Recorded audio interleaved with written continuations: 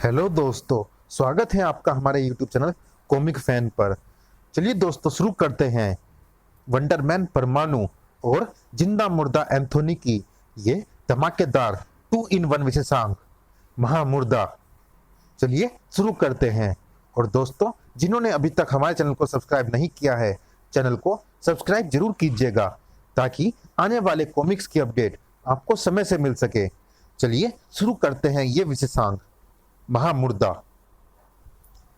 संजय गुप्ता पेश करते हैं महामुर्दा परमाणु व एंथोनी, रूपनगर का समुद्र। और यह उस समुद्र के नीचे का एक हिस्सा है। इस हिस्से में सिर्फ समुद्री प्राणी ही नहीं नजर आते, बल्कि कुछ इंसान भी नजर आते हैं। और नजर आती है एक बड़ी पनडुब्बी। यही पनडुब्बी उस इंसानों का निशाना होती है जहां जाने वाले का भरपूर स्वागत किया जाता है। Welcome welcome. काम हुआ? बिल्कुल। मुंबई, चेन्नई और बेंगलोर में स्थित स्पेस रिसर्च सेंटरों की तरह हम दिल्ली के स्पेस सेंटर में मौजूद स्पेस प्लान को हासिल करने में भी कामयाब हुए हैं। ये रहा वह स्पेस प्लान। दिल्ली में इसकी सुरक्षा करने वाला कोई भी हमारे हथियारों के सामने नहीं टिक पाया। गुड। अब हमें बस कोलकाता के स्पेस सेंटर में मौजूद स्पेस प्लान और चाहिए। फिर इंडिया के सारे स्पेस सिस्टम पर हमारा कब्जा होगा। फिर हम सारी इंडिया को अपनी उंगलियों पर नचाएंगे और कोई हमें रोक भी नहीं पाएगा, क्योंकि कोई सपने में भी नहीं सोच सकता कि हमारा अड्डा समुद्र की गहराइयों में होगा। सही बात कही। इसीलिए मैंने तेरे साथियों को दिल्ली के स्पेस सेंटर पर रोकने की जगह छोटा होकर उनके साथ साथ यहां पहुंचना ठीक समझा। ये कौन? देश का वह रक्षक जिसकी आंखों से तुम जैसे भक्षक नहीं बच सकते। और मैं तुझसे निपटने के लिए भी तभी तैयार हो गया था जब देश के विभिन्न हिस्सों से स्पेस प्लानों के चोरी होने की खबर मुझ तक पहुंची थी। मैं जानता था कि तुम दिल्ली के स्पेस सेंटर को भी अपना निशाना बनाओगे, इसीलिए मैं तुम्हारा इंतजार कर रहा था। वैसे चाहता तो इन सबको दिल्ली के स्पेस सेंटर पर ही रोक सकता था, लेकिन तब दूसरे स्पेस सेंटरों से चुराए हुए प्लान नहीं मिलते जो इस समय तुम्हारे पास मौजूद है, इसलिए मैं यहां आया। ये तूने ठीक नहीं सोचा परमाणु, क्योंकि यहां से तू सीधा मौत के मुंह में जाएगा। मैं कहीं जाऊं ना जाऊं, तुम सब जेल जरूर जाओगे और सारी दुनिया को पता चल जाएगा कि तुम्हारा देश अमेरिका दोस्त बनकर कैसे हमारे देश की पीठ में छुरा घोंप रहा है। ओह, यह बात तेरे साथ ही समुद्र की गहराइयों में दफन होकर रह जाएगी। ओह, किसी तेज प्रेशर सिस्टम से उन्होंने मुझे पनडुब्बी से बाहर उछाल दिया। अच्छा हुआ ऐसे ही किसी समय के लिए मैं सांस लेने के लिए अपनी नाक में एयर फिल्टर लगाकर आया था, लेकिन उन्होंने मुझे यहाँ पानी में क्यों उछाल दिया? उस साधारण प्रश्न का उत्तर ऐसा असाधारण और खतरनाक होगा, ये तो परमाणु ने सपने में भी नहीं सोचा था। हो, ये खतरनाक समुद्री जीव और इस जीव का पनडुब्बी के आसपास होने का एक ही मतलब है कि यह इनका रक्षक है और इसका हमला बता रहा है कि यह इंसानी मांस खाने का जबरदस्त शौकीन है। लेकिन अफसोस, आज इसे खाने को सिर्फ परमाणु छल्ले ही मिलेंगे।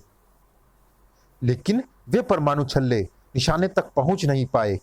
ओह, मैं भूल गया कि मैं पानी के अंदर हूं और यहाँ मेरे परमाणु छल्ले बेकार हैं।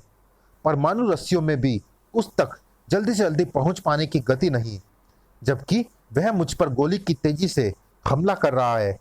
इसकी तेजी मुझे कभी भी अपना शिकार बना सकती है, इसलिए इसे ठिकाने लगाने के लिए मुझे जल्दी ही कुछ करना होगा।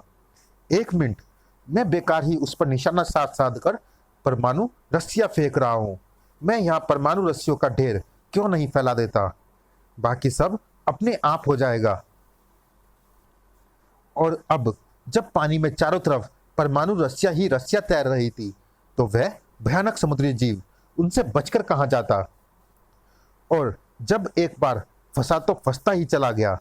परमाणु रस्सियों से छूटने के प्रयास में उसने अपने आप को इतना फंसा लिया है कि अब उसके छूटने का सवाल ही पैदा नहीं होता। अब मुझे इस पनडुब्बी को भी अपनी परमाणु रस्सियों में फंसा लेना है, ताकि मैं इसे आराम से अपने साथ खींचकर समुद्र से बाहर ले आऊं। पनडुब्बी में सवार अपराधी जब तक कुछ समझेंगे, तब तक उन्हें पुलिस गिरफ्तार कर चुकी होगी। हो, वह क्या? मुझे यहां से भागना होगा। तबाही देख ली थी उसने उन लेजर बीम्स के रूप में, और जैसे ही वे लेजर बीम्स पनडुब्बी से टकराई, वैसे ही भड़ूम, पानी में एक तेज धमाका हुआ और पनडुब्बी और उसमें मौजूद इंसानों का अस्तित्व हमेशा के लिए समाप्त हो गया। उफ, उन लेजर गाइडेड बीम्स को अपराधियों के आकाओं ने ही छोड़ा था, क्योंकि यहाँ से हजारों मील दूर बैठे उनके आका जान चुके थे कि उनका काम बिगड़ गया है, कोई उन तक ना पहुंच पाए। इसीलिए उन्होंने पनडुब्बी सहित अपने सभी एजेंटों को खत्म कर दिया। उनसे स्पेस प्लान में पहले ही हथिया चुका था, इसीलिए यहां मेरा काम भी खत्म। सब कुछ खत्म नहीं हुआ था। समुद्र की उस गहराई में कुछ ऐसा भी था जिसकी शुरुआत हो रही थी। दिल्ली।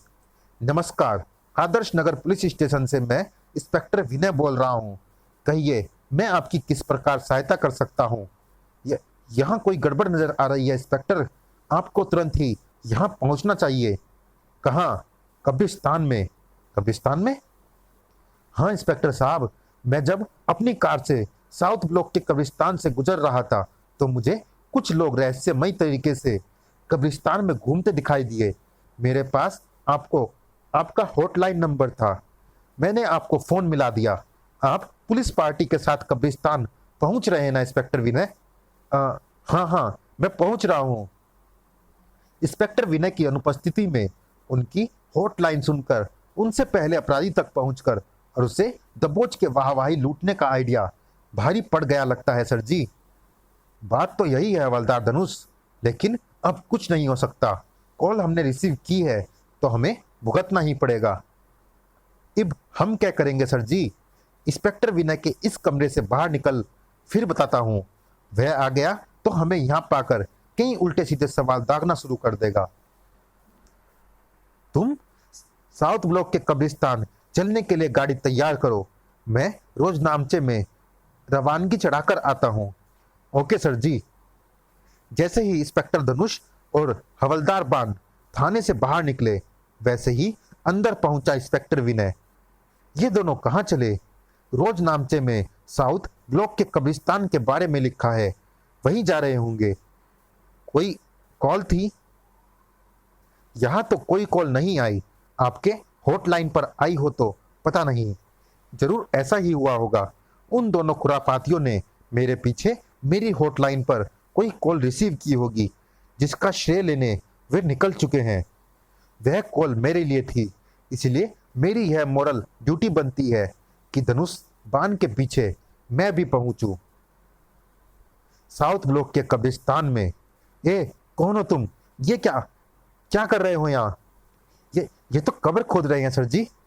कब्रों को खोदकर इन्होंने कई मुर्दे बाहर भी निकाल लिए हैं। ये मुर्दा चोर है सर जी। कब्र खोदना बंद करो और अपने हाथ उठाओ, मैं तुम्हें गिरफ्तार करता हूं। ये जो कर रहे हैं इन्हें वो करने दो इंस्पेक्टर।